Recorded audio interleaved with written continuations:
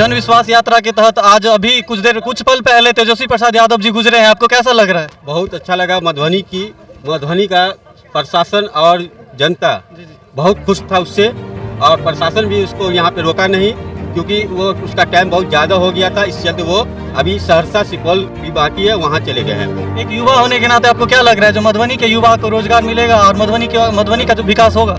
जरूर।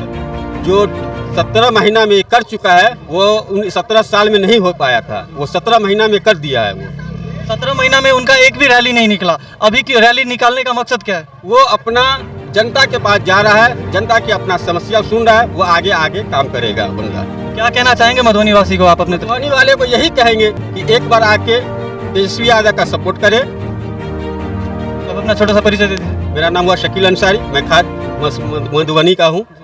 चलिए, बहुत बहुत धन्यवाद आपका।